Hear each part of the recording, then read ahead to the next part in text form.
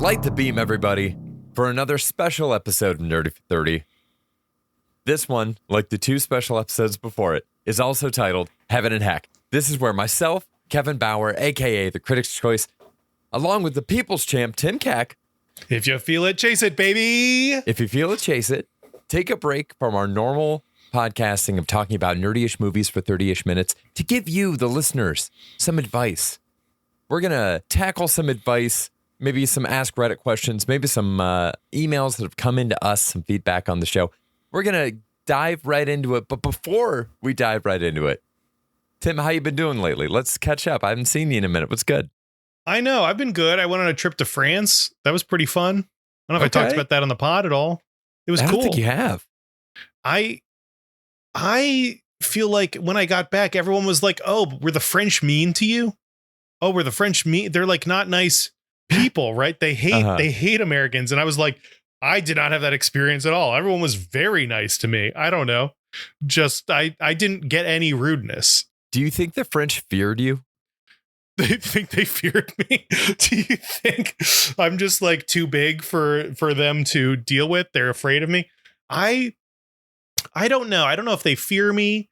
I was with my girlfriend. She's very outgoing. So she's like talking to all the kids. She's a teacher. So she talks to all the kids and just we're bonjouring to everybody. You know, I just feel like we were in vacation mode, and Vacation Tim is flirting with everybody, you know, hey, guy in the street, giving him a nod, giving him a heads up. You looking good today? You know, I was just, I feel like we were just oozing positivity on this trip for the moments when we weren't sleep deprived and upset.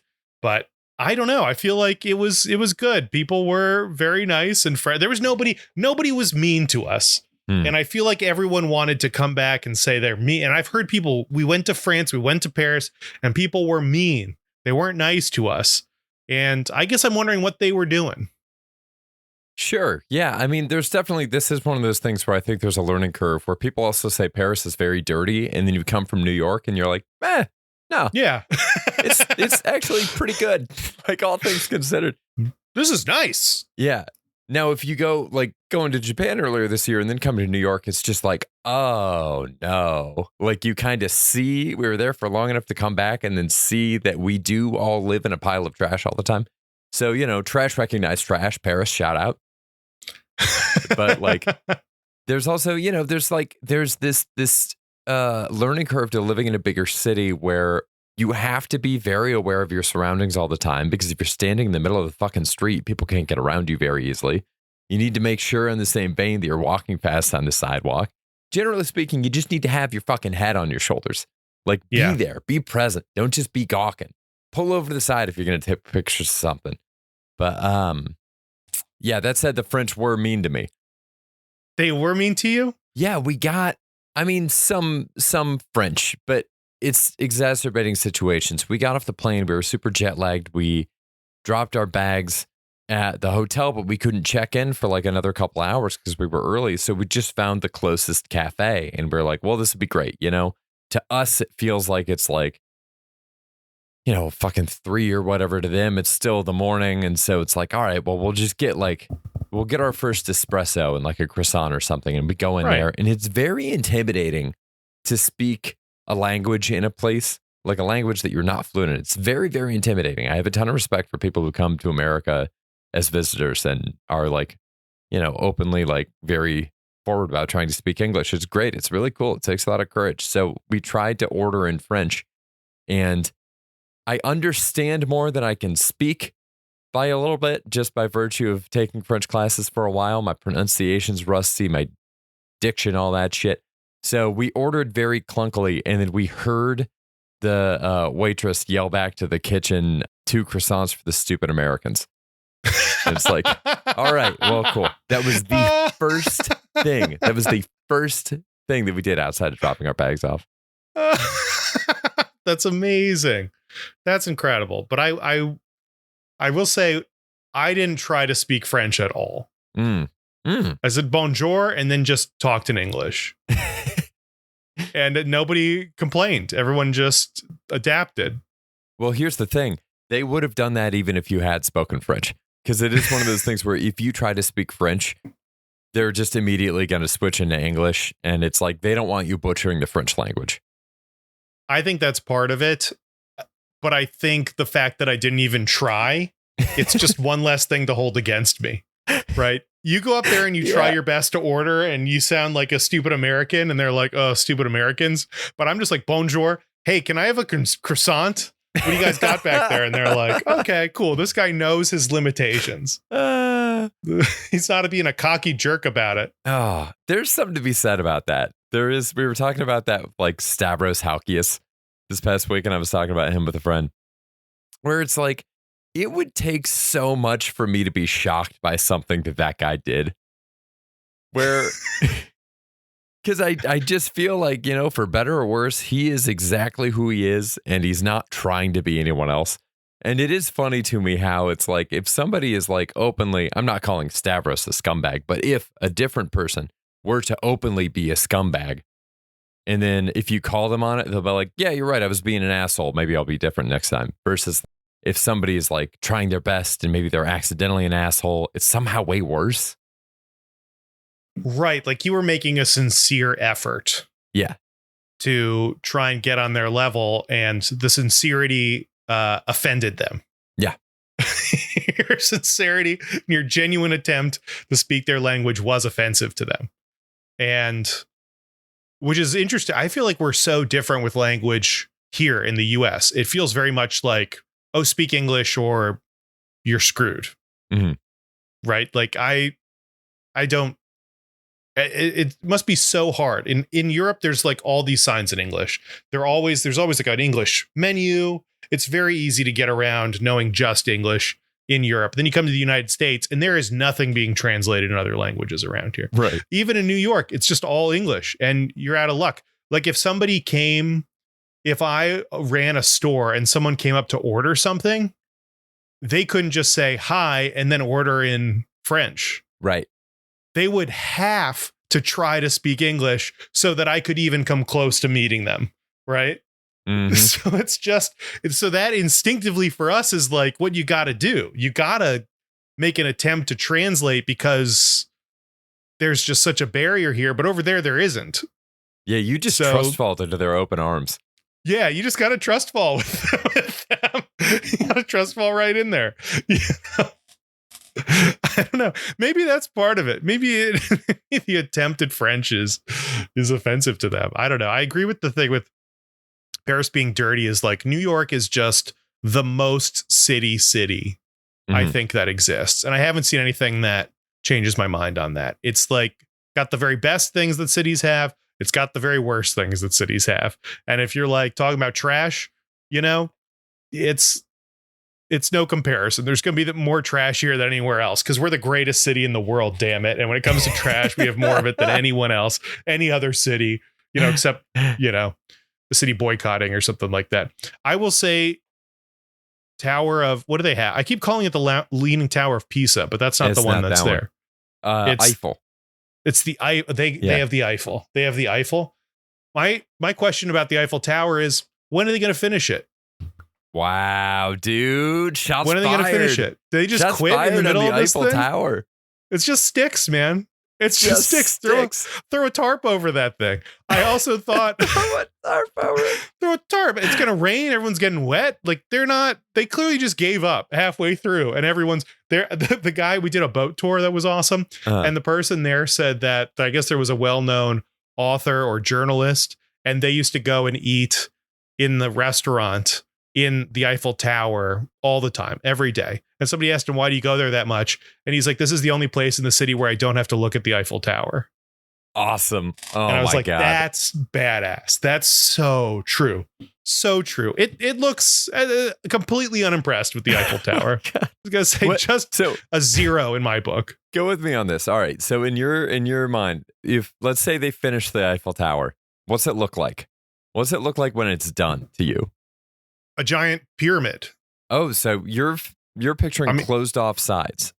Yeah, you got to close off the sides. They've committed to the point. I mean, you could go square it off, or you go pyramid and just go full Bass Pro Shop in the top. Okay. Right, because then you can be like, sorry, it took 1,000 years or whatever to finish this thing, but it was always destined to be a Bass Pro Shop, which is why it looks so weird. Yeah, the reason they haven't finished it is because they haven't at the time.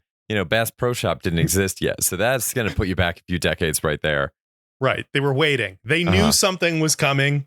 Their oracles had predicted that they would need some sort of a chapel for the pros of bass to worship in. Sure. I do think that there's kind of like a bootstrap paradox thing going on where, like, I think the same thing, the pyramids in Egypt were actually just constructed based on visions that ancient Egyptians had of the coming Bass Pro Shop.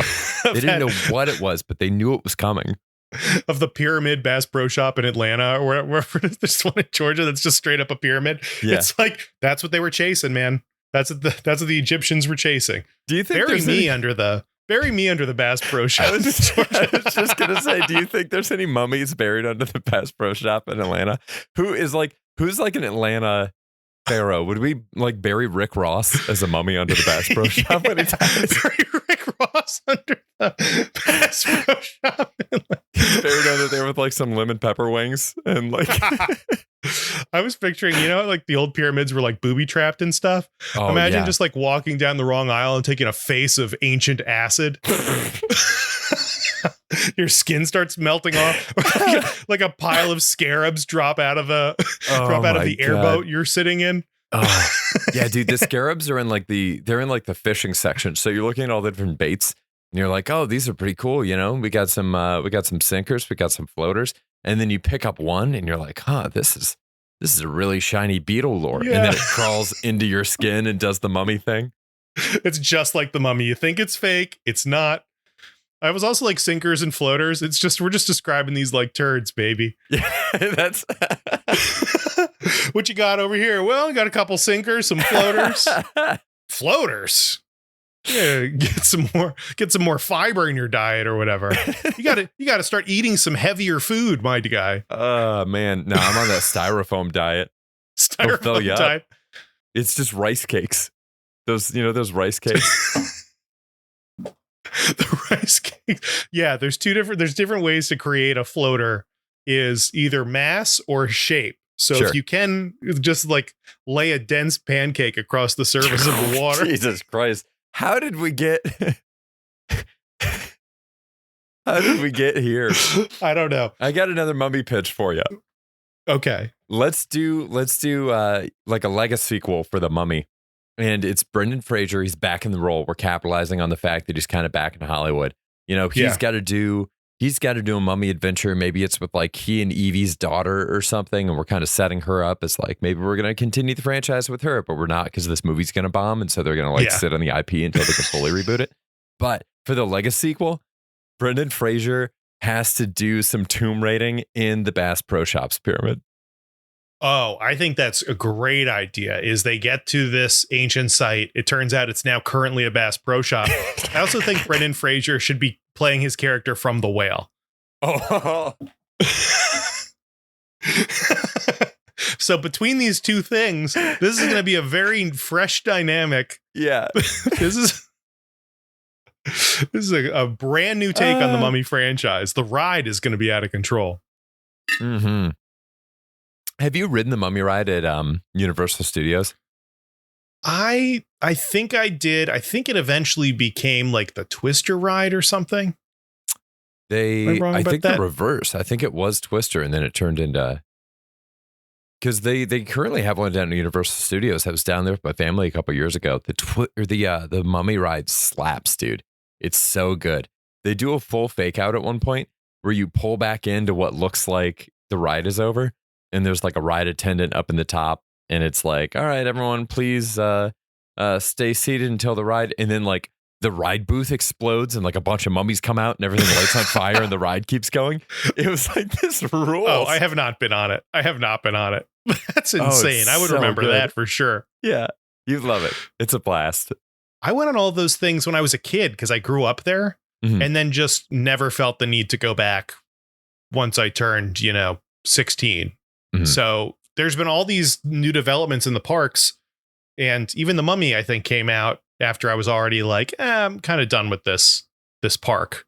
Yeah. You know, it's overwhelming how many people there are. You talk about how mean people are in France. They've obviously never been to Disney World because those motherfuckers, they're piranhas, man. They will eat the skin from your bones, the flesh from your body if you cross them at all. Oh, yeah. Just a bunch of mean-spirited people trying to get around, taking up a bunch of space. God, don't go there. It's tough. I love Disney World. You know, we went there too with the family. It was great. Lauren and I actually did Tokyo Disney when we were over in Japan too. Oh yeah, so, how was that? How was Japan? Oh man, well we barely got any France. I want to get more France, but my other Eiffel Tower take. Yeah, not enough office space in the Eiffel Tower. In the Eiffel Tower, we need some office space. Listen, you got Freedom Tower here. You got the Empire State Building. What is happening in there? New Yorkers are working. They are pushing paper inside these big monuments. No one's working at the Eiffel Tower. It's just a bare bones frame, right? It reminds me of those. You ever see those, like, what do they call them? The like pavilions, like for sun that block the sun over like picnic over tables and stuff. People put them in, but instead of making a full thing, like a full flat roof, they'll just put like 2x4s in like vertically so that there's just gaps in this. What? I don't know that I know this at all. You never see this? Are you describing a jail? No, it's just instead of making a full roof, they leave gaps in it. And so it's really just to block the sun when it's shining at angles, but it's useless in the rain. Huh. Yeah, I don't know. I've never really understood what this is. That. Well, it reminds me of the Eiffel Tower, where it's like you could have finished the job. You could have made this little waterproof. You could have, had some flexibility with this. I don't know. Now I want to Google it, but I don't even know what to Google. I don't know how to. I couldn't describe it to you. How am I supposed to describe it to Google? You just got to get in there and do your best. Man, yeah, that's crazy. Thinking about it. So, Dave, our buddy Dave, friend of the pod, David Rafalides, used to work in the Empire State Building. Yeah. And he said that it sucked because every time you watch a movie that's set in New York, they show the Empire State Building. And so every single time they did that, he just thought about work. He did me a solid one time. My sister was coming to town, and the best thing in life is when you know somebody. Oh, yeah. Knowing somebody is the pinnacle of success, right? It's just the best achievement you have. Yeah. My sister's coming to New York, and I'm like, do I know anybody? Wait, I know Dave. Came up organically in conversation. He's like, I'll just take her to the top of the Empire State Building. I work there. And I was like, what? You would do that? That's incredible. So then my sister goes with her friend. I'm like, don't worry, Dave's going to take care of you. He comes down to the lobby. Very nice. He just walks them by the whole line of people, takes them right to the roof. She sent me a photo. It was the foggiest day in the history of New York. They're on the Empire State Building. She sent me a photo, and it's like her holding an umbrella that's turned inside out and just gray darkness around her. Couldn't see a thing. And I was like, oh man, the one time I've got a great friend bringing the hookup. Oh man, elements outside of our control, but that's a good story. Yeah, it is the best feeling in the world, dude. One time I took my coworkers to taping Colbert with Nemo's help when Nemo was working there, and they hooked us up. They got us like front row seats in the taping. So like my coworkers were already thrilled because they couldn't believe, like, they'd never seen me do comedy. They'd heard that I did comedy, but they never saw me do it. They still haven't actually. Yeah. And they listen to this podcast. So they sit us in the front row and they're wowed. Like already they can't believe it. And then in one of the commercial breaks, this dude that I went to college with is in the house band. So he plays trumpet in the house band. And during one of the commercial breaks, he saw me and we like waved to each other. And then he came over and we were just talking and catching up. And then they were like, what the fuck? Like that was like, even though we were already there, it was this beautiful moment of like this like perfect further confirmation. It seemed like it'd been set up. And then afterwards they were like, that was so cool. And it's truly just like this dude and I live next to each other in the dorms. That's it. Like he just lived in the dorm next to me and that's it. But in the context, you just take us and you transpose that 500 miles. Suddenly it's impressive. It's the coolest thing, man. It's so good. It's so good. I saw Fallon one time, Mhm. and for a taping, and they actually made me move because they were going to do an audience bit, and they didn't want me in the shot. What? Oh no. Well, because you clearly would have drawn so much attention. It's like you're gonna steal all the attention from Jimmy. Maybe. I mean, I was just kind of like I wasn't dressed very well, beard going crazy. And I'm sitting next to a guy who was very well put together. And they were like, hey, could you guys just switch seats? Oh, And I was my like, God. oh no, this sucks. So then I think Arthur Meyer did like a bit in the audience. And like my roommate at the time is just sitting there like looking at him. And I'm like, I'm kind of glad I'm not in this, actually. That's always to me the It hardest hurts to be thing told to do. move. But Yeah. just sitting there and smiling while someone does a bit, it's like going to a stand-up show and someone tries to do crowd work with you. And I'm Oh, like, yeah. listen, man, I know you're going to win. I kind of know what the deal is. I'm just trying to do the bare minimum to like get out of this. You know, I don't want you to talk to me. I don't want you to talk to me at all.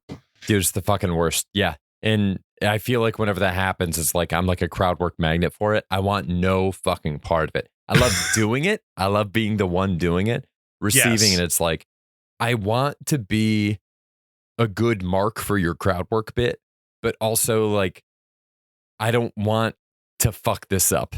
And so it's like, I don't want to like act, but by the same token, it's like, I'm not going to, I just don't, I don't want to have to do any of those mental gymnastics. I just want to watch the show. I guess just having done stand-up, I recognize that I've already lost. Yeah. Well, yeah. Right. I mean, You're doing a crowd work bit. And also it's like, if I won this exchange, it would hurt the rest of the show. And like, it wouldn't be good. Like, there's nothing. That's a very weird thing when you're like, just immediately cast as just like a supporting role. And you're like, you gotta like hold back. You just Yeah. gotta hang out and just let this person shine. And then they're asking you what your job is and all this shit. And it's like, leave me alone. yeah. Get out of here. You know, I just want my quiet time watching your performance. Dance for me, monkey. Don't talk to me. If there were more seats at stand-up shows that were behind like a two-way mirror, so like Mhm. you're watching the show there live, but it's behind like, you know, like impact resistant glass, and Oh, they can't geez. see you at, like a hockey game.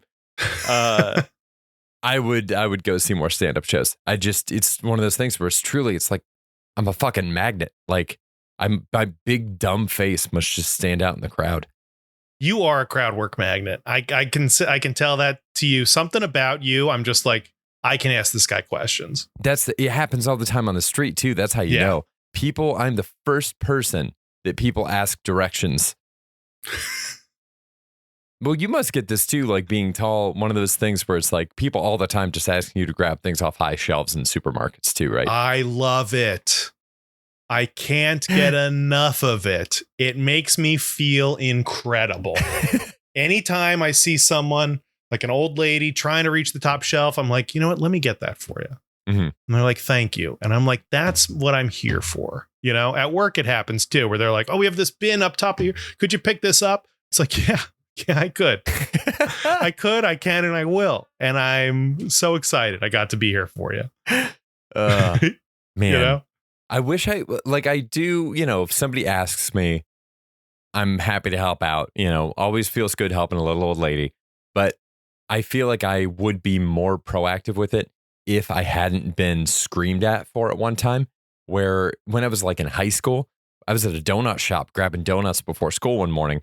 And so I was like, you know, getting this big box of donuts. As I'm leaving, a couple like old folks are walking in, and one of the guys has a cane and he's moving real slow. And it's like Yeah. this couple is like in their 80s. So I go and I open up the door, and then I come around to hold it while he's coming in so that he can go in. And this dude unleashes on me. And he's like, I don't need you to hold the fucking door. I can hold the goddamn door myself, motherfucker. Like, just absolutely unleashes. And it's 7 a.m. Did you kick his cane out from under him? Yeah, dude, I beat this shit. Yeah. Well, like, well, good luck doing it without this, and just throw it across the room. It's like, okay, I can be Oh an my asshole, God, man. Jesus. I can be a jerk too. Like, you want to be a jerk? We can all be jerks. Yeah, it was, I mean, it's tough. You know, there's something going on there. You know, there's some kind of dignity. situation. It just sucks. It's like I don't want to do this, man. I was trying to help, but Yeah. send them off. You know? Never been fully reprimanded for doing something like that, like doing a solid, but there's some times where it's just like definitely just been blown off for it. Like I love a stroller coming out of a door, you know? Like someone's trying to get a stroller through and I'm like, I get to jump in, I get to be a hero, I get to hold that door open while they get the stroller out or a basket or something. Or you know what, in New York all the time, it's like someone's trying to get something heavy up the subway stairs and you get to just like throw a little hand on it and like, you know, pick it up and just go up the stairs and then you never talk to them again. You never see them again. It's just a tiny act of, it's like what the Flash must feel like, you know, fighting crime in Central City. He just flies in, he puts all the money back and then he leaves and everyone's like, what just happened? This bolt of yellow and red lightning came in here and fixed everything, made our lives easier. And now it's gone. That's what I feel like. Just swooping in like Superman, not sticking around for thank you. I don't need praise. I don't need it's you not to. About the praise. It's not about the praise. It's about the respect and the money. You're robbing these people? Oh, I'm robbing them too. Oh man, I'm doing a favor to let their guards down. You hold the door open for somebody, they're gonna feel safe around you, and that's their first mistake. Oh my God! You make them pay for it. You see a stroller coming through the door, and you're like, "What a perfect mark!" Pushing a stroller just looks like a cartoon bag of cash with a dollar sign on it. Like I just see a big one just rolling down the street. Yeah, it's like when a cartoon character gets hungry and everybody turns into turkey legs. Yeah, you're just like just dollar signs. You're out here playing Crazy Taxi with just distracted New Yorkers. Like, oh, there's a green dollar sign over there. There's a red dollar sign. This person might pay attention. Man, it is kind of a high that it's a situation where you know that there is a right thing to do. Like it is a simple situation where you were able to see so clearly, here's an opportunity for me to help. I know exactly what I can do to help. I know exactly when I can help. It's right now. I know exactly where to go to help. It's right over there to hold the door open. It's just like life has so few of those moments where everything is so clear cut. And it feels good to just know exactly how to behave in that moment. Right. There's so many people in New York. There's so many interactions going on. You're not talking to everybody. It's just such a clear cut transaction that you can step in and out, not speak a word to each other, and everything's fine. Yeah. It's great. It's great. It's kind of beautiful.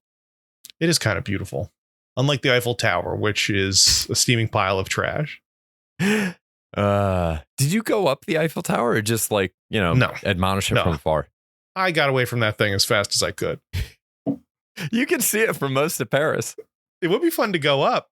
I mean, but I was also like, I kind of realized on this trip that I have a thing for heights. I don't know if I'm active. Maybe I have a fear of heights. I don't like heights. Really?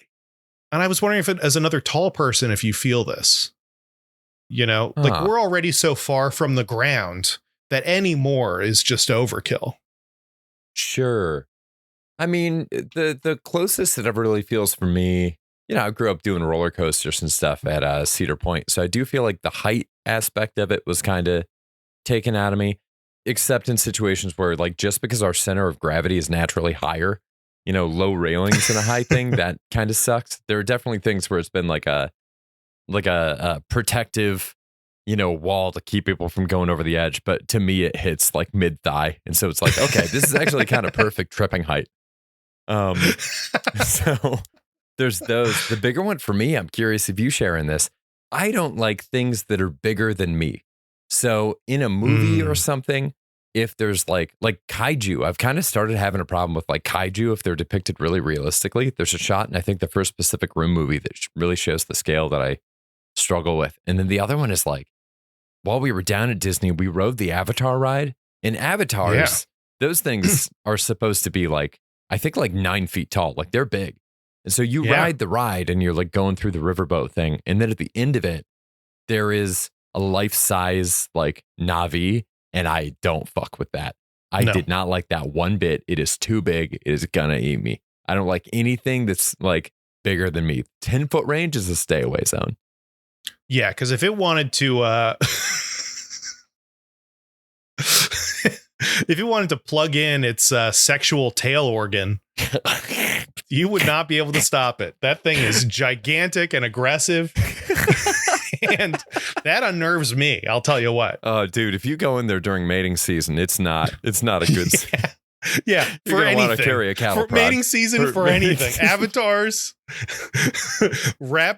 pterodactyl, whatever, trees. They're all just interchangeable. How It's let like me- when you get one of those. I got an outlet for Europe, and it's just got the U.S. prongs. It's got the Europe prongs. It's got the like Australia prongs or whatever. And it's like that's the Avatar's tail, baby. I'm It gonna doesn't regret. matter. I'm gonna regret this so much. Tim, if an avatar was gonna try to plug its hair thing into you, where do you think that's going? Because on the Avatar homeworld, it's always things that protrude. It's the not. penis. It's never. It's always penises. They're always docking. It's No, never I'm like saying a- it's a- docking my penis. That's where Oh, it's going. okay. Also, because it's got all those tentacle fingers. Sure. Like, come on, that'll feel nice. I'm not convinced. That's the I feel penis. deeply sorry for anyone who happens to be listening to this while they're like driving to work.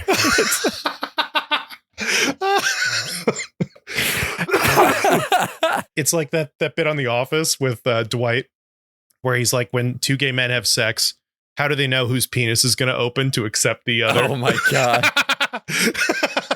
I forgot about that.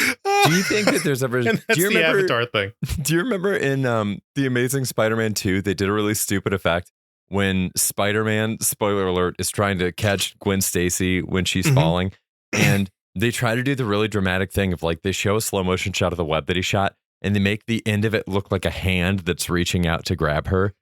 Yeah. Do you think in the same vein with the little hair things at the end of the Avatar tail?